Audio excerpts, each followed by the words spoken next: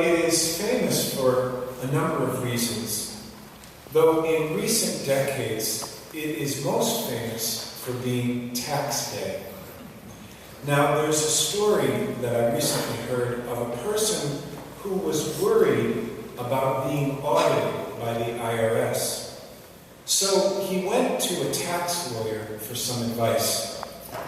The lawyer was very direct when asked about preventing an audit.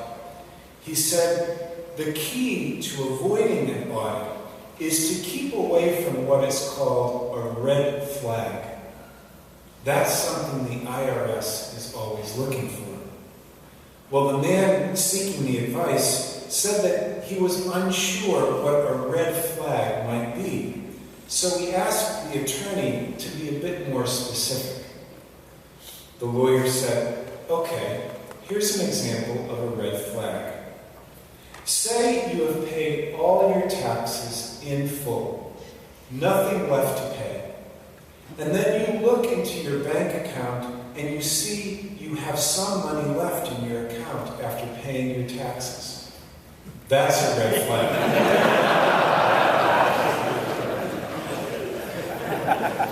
So much for tax day. But today in the church, we celebrate a kind of red flag day on our own. Something to which we really ought to pay attention. Today we celebrate what is called the Octave of Easter, the 8th day after the resurrection. And of course, octave means 8. Jesus actually becomes visible to the disciples. He gets in through those locked doors. He is with them. They see him. Today is also called by a few other names. It's been known as White Sunday, or in the Anglican Church, Whit Sunday. And where does that come from? Well, at the Easter Vigil, the catechumens of old were clothed in a white garment. And the tradition was that they wore that white garment throughout this entire week. They stood out in a crowd in the Christian community. But on this day, they took off the white garment and they wore the clothes of all of their comrades, all of the other Christians. They fit back into the crowd. It was no longer the white garment that would distinguish them as Christians, but it was their way of life. So White Sunday is another name for today. It's also quite famously called Thomas Sunday, because each year, no matter what cycle we find ourselves in, we always read the Gospel of John, and that passage that we all know so well, about Thomas being absent when Jesus first appears after his death, and then waiting to place his fingers, not on Jesus, but the Gospel is very descriptive. He wants to put his fingers into the side of Jesus. That's fairly graphic. But many artistic renderings have been done of this scene because it's so compelling that Thomas doubted so much that he had to actually put his hands within the side of Jesus. In recent times, Pope John Paul II named this Sunday, this first Sunday after Easter, Divine Mercy Sunday. But it wasn't a random name that he gave, because it is on this day we see through the gospel that Jesus is forgiving of the unbelief. And it is kind of a celebration of our humanness, a celebration of the mercy of God in our lives. Whatever name you use for today, this octave of Easter, we're told by the church to celebrate it as if it were another Easter Sunday. And so that's why I walked around and got you a little wet today, because we're again to remember our baptism. We're to remember the waters that flowed so freely at the Easter Vigil. We're to remember our calling on this day of octave celebration. Now, with all of that on this sacred day, there's one more thing that we're marking on this specific April 15th. It was 100 years ago today that the famous Titanic sank in the icy waters of the Atlantic Ocean. A tragedy that has lived in infamy all of these years. And I was thinking to myself that this is one of those events that somehow was seared into the minds of people throughout history. In our own recent history, things like John F. Kennedy's assassination or 9/11, Pearl Harbor, those things, those days, those times, we relive them. For some reason, we want to mark them in a special way. And I was thinking, after 100 years, it's probably not going to be celebrated or remembered for quite some time in this way. So we ought to mark that 100th anniversary. The Titanic disaster, I'm sure, will forever be etched in the minds of people the world over.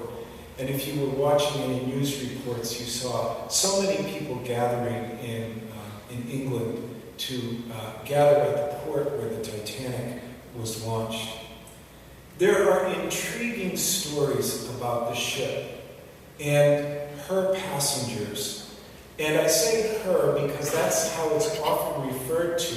It's like the ship was a human being almost. There was a personality to it. And those stories, as intriguing as they are, and yet as old as they are, continue to fascinate people over these 100 years. It was certainly a fateful demise. Many people still wonder what actually happened to that doomed luxury liner. And what was it that caused 1,500 souls to meet their eternity that day? I think this desire and this curiosity has fueled so much energy over time. In years past, we've seen books written and movies. In 1997, we had the blockbuster Titanic. And just these past 2 weeks, Titanic was re-released in 3D. I can't say that I made time to see that, but I know that many people did. But no research seems to be as fascinating as the research done on the lives of those on that mighty ocean liner that night. Whether first class, second class, or what was called steerage or third class, people who were known or unknown, their stories are what keep the interest and the sheer devotion of people alive over these many, many years. I think it's important to keep those people real as we keep the gospel stories real. Not just names and dates, but the real depth of their story. Once you know their real life stories, I think you'll find them to be much more important than any fictional Hollywood version of the Titanic that could ever be done, no matter how expensive. So what I did was I researched just 2 people, because I think there's a faith story here that is worth mentioning. And there were so many people to look through, and I hope I've picked 2 that may be meaningful to us. The first is a woman, Margaret Devaney O'Neill. Now, this woman fled her small village in County Sligo, Ireland, in 1912. She fled, it's said, to escape famine, poverty, and the English. Remember, the English and the Irish were bitter enemies. And she did so just as thousands of others had done, to seek out a new life in the new world. She carried with her only this, a suitcase, some odds and ends, and the clothes that she had on her back. Margaret was below the decks in third class, and she was peeling potatoes on April 14th, 1912, when, for some reason, she decided to go up for some air. With her coat in her hand, she headed up the many flights of stairs to what was called the main deck, or the boat deck. As she was nearing the top of the final flight of stairs, it said that she felt a tiny bump that interrupted what was a constant motion she had felt for days and days. If you've ever been on a ship, you know that it is constantly moving. And that tiny bump she felt, it said, was the boat hitting the iceberg. And that collision was inevitably going to sink this mighty ship. Well, Margaret was literally thrown into what was called a collapsible lifeboat. When she was trying to head back downstairs to get her companions, people that she had boarded the ship with, she didn't know that they were already doomed. They were sealed behind the bulkheads that had been closed to prevent the ship from sinking. So, for some reason, she is thrown onto a lifeboat with 50 other terrified souls, and it appeared that she would at least survive the sinking. But the officer in charge of the lifeboat could not detach the lifeboat from the sinking Titanic. The story goes that Margaret, remember what she was doing when she came up? She was peeling potatoes, right? The story goes, Margaret gave him a knife to cut loose the lifeboat so that they could be saved. Amazing, isn't it? Why did she leave her work at that particular time? We'll probably never know. But after her lifeboat was picked up by the Carpathia, the officer returned the knife to Margaret, and he gave her a plaque from the edge of the lifeboat. And he said he gave that to her because he knew the boat was probably going to be ripped apart for souvenirs, and he wanted her to have that. A second story, and I had to bring this one up just because of what this person did. Wallace Hartley, he was the band leader on the Titanic. Now, the band traveled in second class, but for musicians, second class was pretty good. It was a luxury in a sense. And it's said that the members of the band were brave individuals who remained on the ship until the end. And many of the survivors commented how strange it was as they were in their lifeboats with their life vests on. As the Titanic was going under the water, they could hear the band playing on. As the ship went down, it was reported that the band played "Nearer, My God, to Thee." And a sign of their faith and trust in the power of God in their lives was that they turned to something religious, something at the heart of who they were as they were meeting their end. Now, I know it sounds kind of like a legend, but the fact is that it's believed they actually played until they were completely immersed underwater, because not one band member survived, and Hartley, the band leader, was found with his instrument strapped to him when his body was recovered. What do these stories have in common with the story of Jesus' followers centuries earlier on the week after Easter? Well, I would suggest these, at least to start. In both cases, here was at first confidence in the power of something invincible, right? The disciples saw Jesus working miracles. They saw him curing the sick and raising the dead. He could not be overcome. It's said that the captain of the Titanic was quoted as saying, "This is a ship that even God couldn't sink." So what did they have in common? In both cases, there was confidence that they would not be overcome. But for both of them, there was a sense that after that confidence of complete despair. And then in both cases, there was the sense of the human experience where we meet what seems to be the insurmountable, the invincible, and we are finally drawn to the power of God. In both cases, confidence turned to fear, shock, even terror.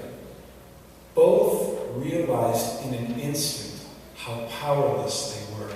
And I can only imagine the disciples in that upper room, locked behind the doors, feeling completely powerless. And finally, there was, at some point, amidst death and destruction, a resignation that only God has the power in our lives to move us beyond what we can see. Only God can bring to us the hope and courage of the resurrection. Though it may not have been stated in those words, it was felt. It was a very real experience. And along with them, as with the disciples, most of the survivors of the Titanic said they felt they were spared for a reason. I know that sounds trite, but I think it bears saying, especially on this weekend when we talk about courage and hope. Because it caused those people to be inspired in their lives to make the most of what they had left. They had certainly left behind them everything. For some, they had left behind beloved family members. And they had to move beyond the pain, just as the disciples did. They had to move beyond the disappointment, the feelings of loss and mourning. They had to move beyond that in order to find new life. Can you imagine all those women who were saved in the Titanic, leaving the loved ones of their life on that ship and watching them die, unable to do anything? To move beyond that tragic experience is to place ourselves in the hands of God. And that's where we come in on this Sunday after Easter, April 15th. That's where our lives intersect with all these people from the past. First, we have and we will see hardships and pain in our lives. We've witnessed it not only in our lives, but in the lives of people we've loved. How hard is it for us to see a loved one sick or in pain or depressed? To see a child feeling isolated or bullied? To see a loved one or friend without a job or in a bad relationship? To see an aging parent losing their grasp on life, diminishing in so many ways, and not being able to do anything about it. I see the disciples like that, and I see those survivors on the Titanic like that. But the remarkable thing is that in all of that hardship and uncertainty, something keeps us connected to God, who is our source, who made us, and who loves us. The words of the song, "Nearer, My God, to Thee," really tell the story of our faith. They go like this: "Nearer, my God, to Thee, nearer to Thee. Even though it be a cross that raiseth me, still all my song shall be." Think about that. Even though it be a cross that raiseth me, even though the thing that appeared to destroy us gives us life, even though that cross is in our life, it raises us to new life. But as the song from the 1997 movie reminds us, near or far, wherever we are, we believe that our heart does go on. Jesus Christ has opened the door, and he is here in our heart, and our heart will go on with hope and courage, for God is nearer than we ever dreamed or imagined. And because we know that, our heart and our spirit will go on.